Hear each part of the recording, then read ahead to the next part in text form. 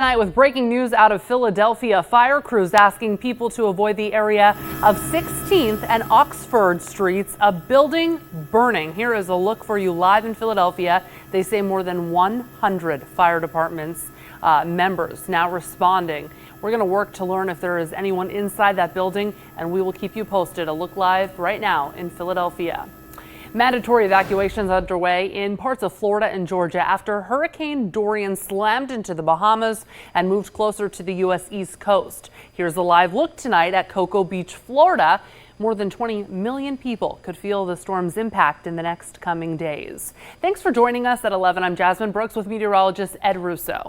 I'll have more on the latest on Dorian in less than 2 minutes, but first we're going to send it out to Brad Bell with our sister station in D.C. He's reporting from a potentially vulnerable Stuart, Florida. Well, for communities like here in Stuart, the path of this storm is everything. If it stays offshore, as currently predicted, well, the conditions might not get a whole lot worse than what we're experiencing right now. We get bands, the outer bands that come over with some wind and heavy rain, and then in between, it's really not all that bad. But this storm already so disruptive. I want to share with you the scene playing out at hotels all across the state. Like thousands upon thousands of Floridians, Bonnie Howard has been forced to leave her home. I cried as I left the house. She's lived in Florida since 1968 and has been through plenty of storms, but this one, with its potential for a massive storm surge, seems different. I'm kind of a little worried because I have the river behind me and the beach right across the street. So it is what it is. I packed my pictures, and material things can be replaced, but people can't. The one thing she is thankful for right now is that she found a room at this Hampton Inn hotel, a shelter where she feels secure. As Dorian approaches, virtually every hotel in Florida is packed with storm refugees like Bonnie. Emery Lavery says he feels confident his house will flood, and he's glad to have a roof over his head. It's good to have places like this. And now, utility workers arriving to deal with the aftermath. The trucks come rolling in with people like Kevin Gambrell from Tennessee. Residents and workers getting to know each other, passing the time. We're waiting for the power to go out, and then we'll be dispatched to go fix whatever's been broke. Well, we've seen utility crews like that all across the region. As that man said, they are ready to spring into action if needed. Just to say it again, if the storm stays offshore, hopefully there won't be that much need. In Stuart, Florida, Brad Bell reporting. And meteorologist Ed Russo here now again. So Ed, what's going on? Yeah, it's just still impacting the same areas. I mean, can you imagine being under that for more than 24 hours? Usually hurricanes move a little faster, especially ones that are as intense as Dorian, but it has been a worst case scenario over the northern Bahamas. I can't imagine any worse scenario unfolding, and we're going to go back about 24 hours here. So this is about where Dorian is right now. There it is last night, moving across the eastern end of Grand Bahama. And notice this is 6 o'clock this morning, this is 10 o'clock this morning, this is noontime, 3 o'clock in the afternoon, early this evening. I mean, it just hasn't moved anywhere. So the same areas that have been getting pummeled since last night are still under the brunt of it. Now, fortunately, Dorian has weakened. It's now barely a Category 4. It's almost into Category 3 category. It's almost into Category 3 territory, I should say. And as it takes that more north turn, which it will eventually do, it's going to pass by close enough to Florida where hurricane conditions are likely, especially from Jupiter Inlet up to just south of Jacksonville. And then it's going to continue to move north and then northeast, paralleling the coast, possibly making landfall in the Outer Banks in a couple of days. Now, the worst conditions in Florida will be Wednesday and Thursday, and then it'll be a depression by the time it gets up into the Canadian Maritimes this coming weekend. But the hurricane warning in place for east central Florida, hurricane watches in place for much of coastal Georgia, all the way up into the low country of South Carolina. And Amanda's been following the storm on social media. And Amanda, show us some recent posts, really disturbing stuff coming out of the Bahamas.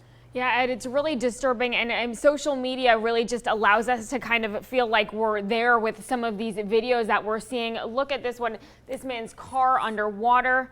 Take a look, and this car just half underwater compared to some of the ones in the background here.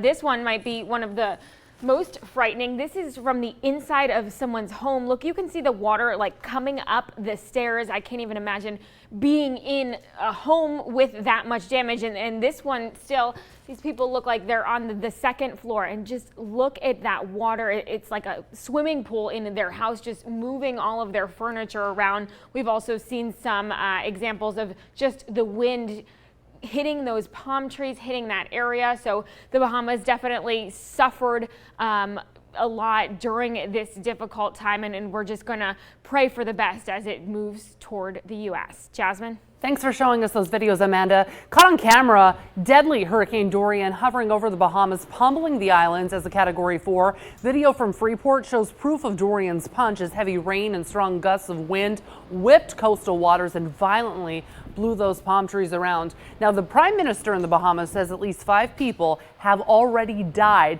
in Abaco Islands. Officials said they received a tremendous number of calls from people in flooded homes. The Prime Minister said rescue crews will respond to those calls for help as soon as weather conditions allow them to get there safely. He says many homes and businesses have been severely damaged or even destroyed. And the Bahamian consulate in Miami is now collecting donated goods for those affected by Hurricane Dorian in the Bahamas. So they set up 3 drop-off sites in Miami, Coconut Grove, and Fort Lauderdale.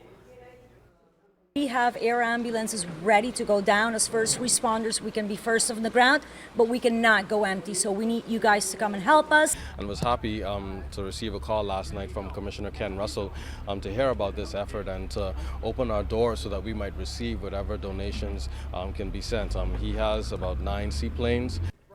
Today, authorities urged people to find flotation devices and grab hammers to break out of their attics if necessary. Could you imagine that?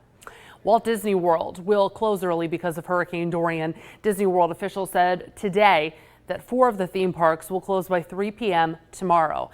They also say they're going to close the water park, miniature golf courses, and restaurants and shops by that time. Now, the resorts will remain open. We're going to have more coverage of Dorian in a few minutes, but first, new tonight, a prayer vigil for a missing 2-year-old girl from western Pennsylvania. It was held in Allegheny County tonight. An Amber Alert went out for Nalani Johnson Saturday. A woman is charged in connection with her disappearance. Organizers of the vigil say they wanted to comfort the family and give them some peace. Coverage continues on CBS21.com, where you can read what the woman charged in the case told police, including why she says she took the child in the first place. Well, Pittsburgh's home to the largest Labor Day parade in the country. We want to give you a look at this year's event, which featured more than a dozen marching bands, entertainment groups, tens of thousands of union members. Everyone came together, from pipe fitters to politicians. My company had major facilities in Massachusetts and Georgia, and we were in 33 states when I sold my stake in the company. And of all the states we were in, the workforce in Pennsylvania was the best. I mean, hardworking, really great work. This is a great place to do business. An estimated 50,000 to 60,000 people walked in this morning's parade. Remember, CBS 21 News at noon, yeah, I said noon, starts in exactly 2 weeks. Join Jesse McDonough, Ashley Honey, and meteorologist Steve Knight after The Price is Right. A call is sounded in honor of those who have served our nation. Our Amanda Hoskins shares the touching tribute in Gettysburg next.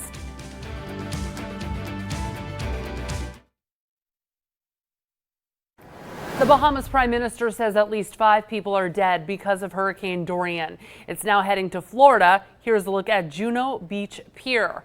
Meteorologist Ed Russo following Dorian. He'll have an update for us in 8 minutes. But here at home, people in Gettysburg closed out the summer in a special way. Tonight, our Amanda Hoskins takes us there for the final night of 100 Nights of Taps.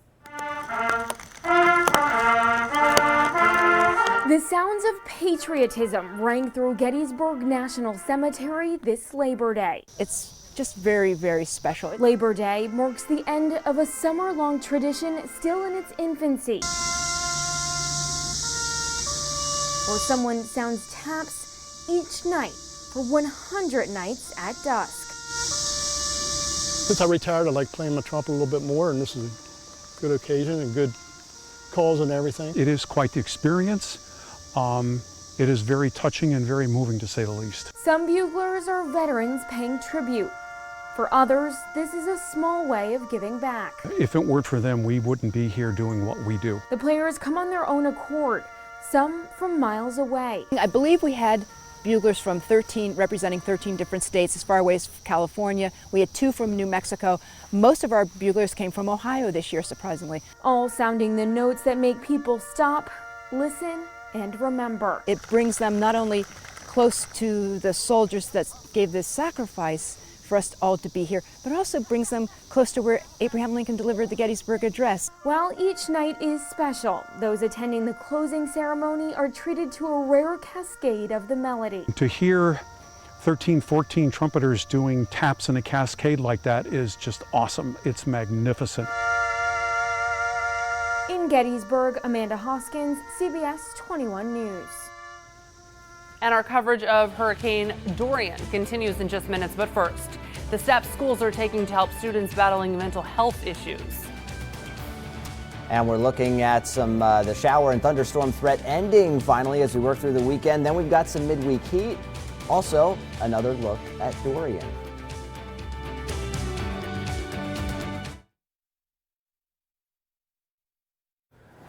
Forecasters say Hurricane Dorian may spare the U.S. a direct hit. Evacuations were ordered in Florida, Georgia, and South Carolina, however. So meteorologist Ed Russo, he is here. He's going to examine how close the storm will get to the coastline in his full forecast. That's coming up in just minutes. New research is now highlighting the benefits losing weight can actually have on your heart. Previous studies had shown that those who had lost weight through surgery almost immediately see diabetes reverse. Now, this new study in the Journal of the American Medical Association compared patients who had weight loss surgery with those who receive normal medical care. It found the surgery can reverse many of the consequences of obesity. But as one patient put it, surgery should not be your only option. Bariatric surgery is not a cure. It's not a cure. It is a tool, because I could gain the weight back if I don't watch what I eat. I can do things, I can walk, I can enjoy time with my family. Doctors say more studies need to be done to confirm these findings.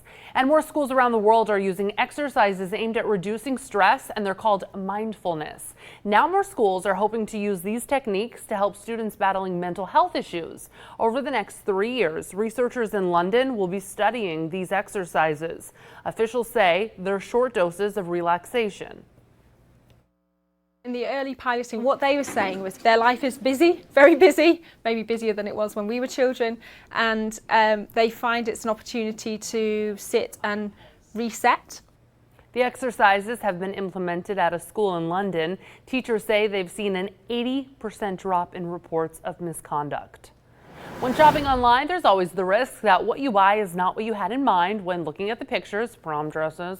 A new company called Seek is trying to change all that by using augmented reality. AR already comes in a newer Android and Apple phone, but now for websites that have the tech, you can use the AR view to see what it might look like inside your home. This takes it to the next level. It lets you see what it looks like in your life, and that makes a big difference in knowing that when you've ordered this, expensive kitchen table online, that you've made the right decision. And it's not just retailers. Animal shelters are also using Seek's AR work so people get a better look at the animal that they're adopting. Wow.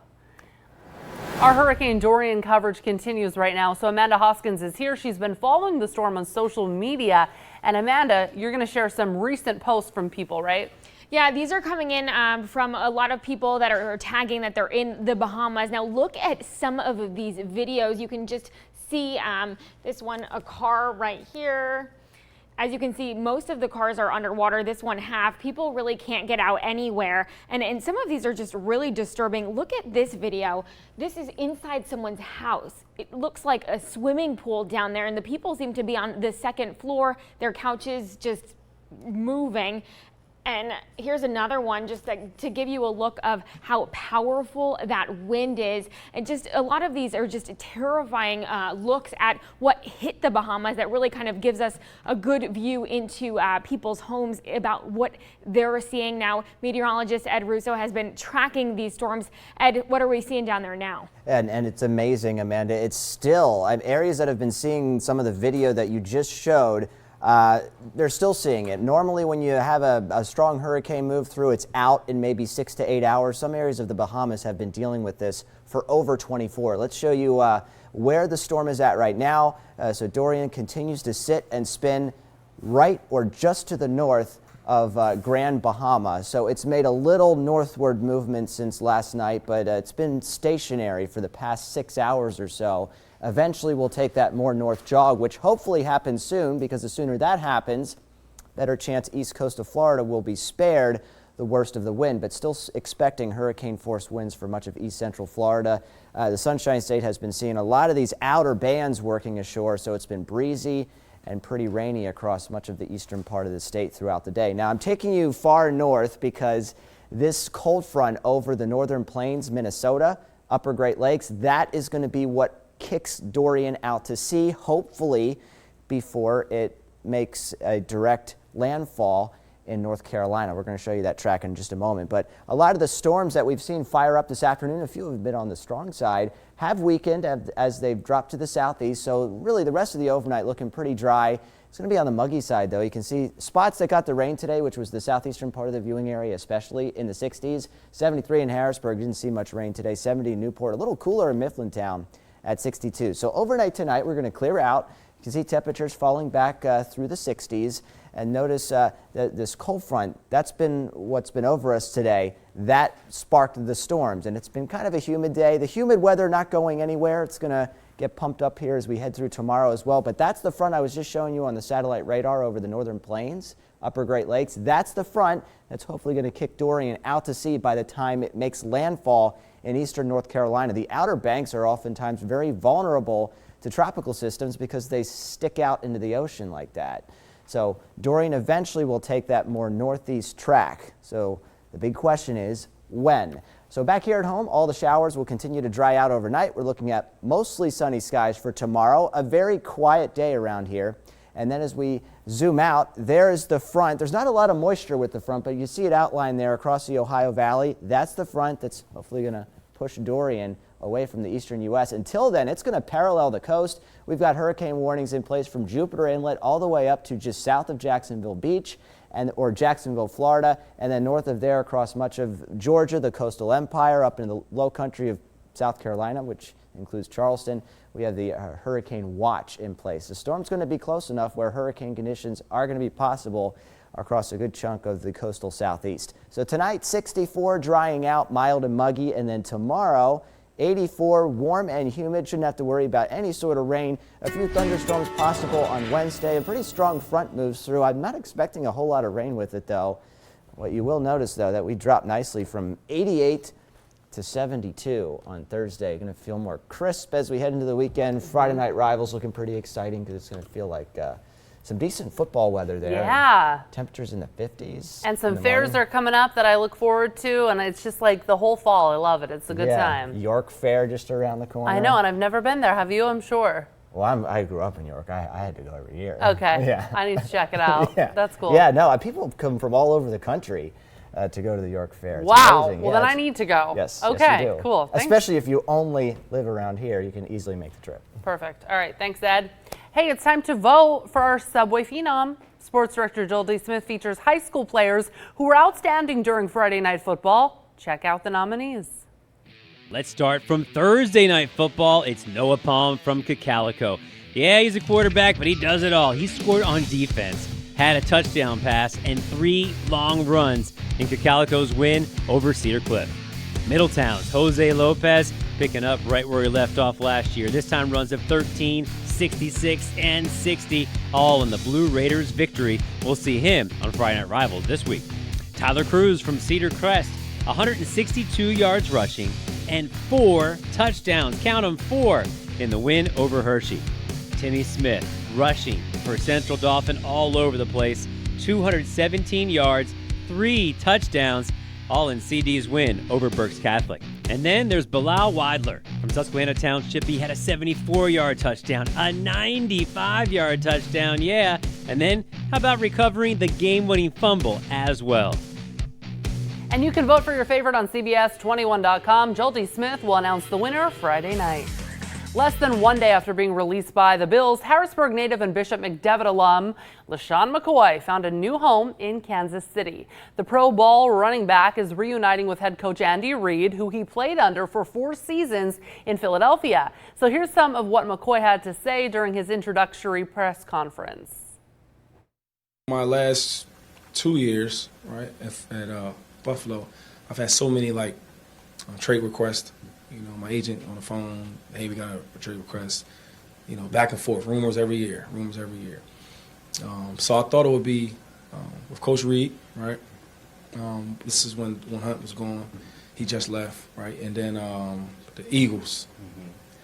So I said, okay, I'm going home somewhere. If it's back home in Philadelphia or back home with Big Red, it's going to happen. Big congratulations to him. Here's Bojangles Southern 500, finally over after heavy storms delayed the start by more than 4 hours. This was in Darlington, South Carolina, weather probably contributing to the massive pileup that ruined several strong runs. On lap 283, Eric Jones takes lead from Kyle Larson, holds him off, and then takes the victory. Democratic socialism on campus. Tonight, our Christine Frizzell explains why far-left policies are gaining traction with college students. You're watching CBS 21 News at 11.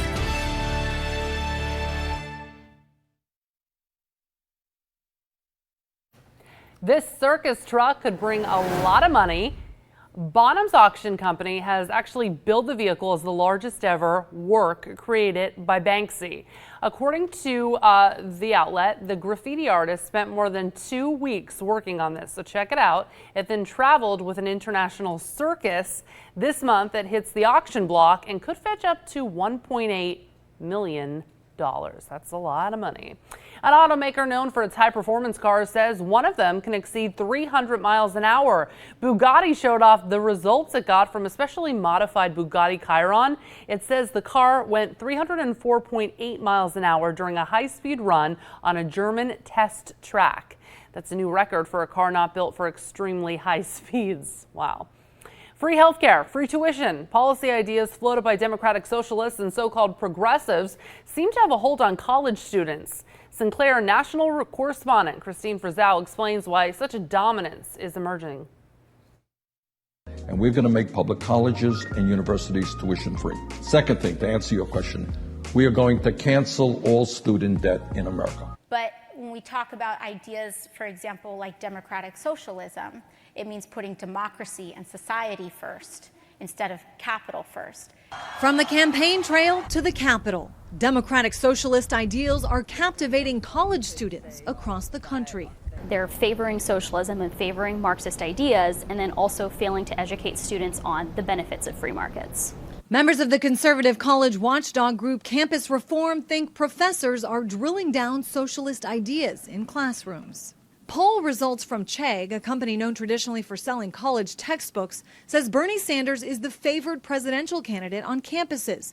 Elizabeth Warren follows. So what's the connection? Certain schools are better or worse than others, but it does seem to be that there is a skew towards painting socialism and painting Marxism in general in a very positive light. But political theory expert Thomas Merrill says socialist ideas are not new to the seminar halls. He says this time around, strong support among university-aged Americans could be because that age group isn't happy with the status quo. The core feeling, I think, comes from a place that is in some way similar to the place that the Trump supporters come from. Just the sense that there's something wrong with the country. And a new Pew Research study offers another factor to consider: differing opinions on whether college is worth it. Just 31% of Republicans consider college useful, and just 16% believe a 4-year degree prepares you for a well-paying job. On Capitol Hill, I'm Christine Frizzell. The Late Show with Stephen Colbert is next, but first, Ed Russo is here with your final forecast.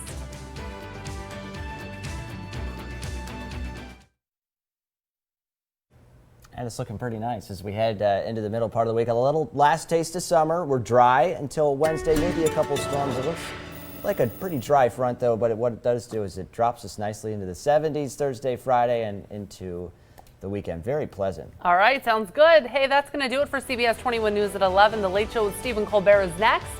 We'll see you tomorrow morning. News resumes at 5 a.m. with Jesse McDonough. Thank you for watching CBS 21 News, a Sinclair broadcast station. Get breaking news and weather alerts on our app. Join us on Facebook and Twitter and get the full story at cbs21.com.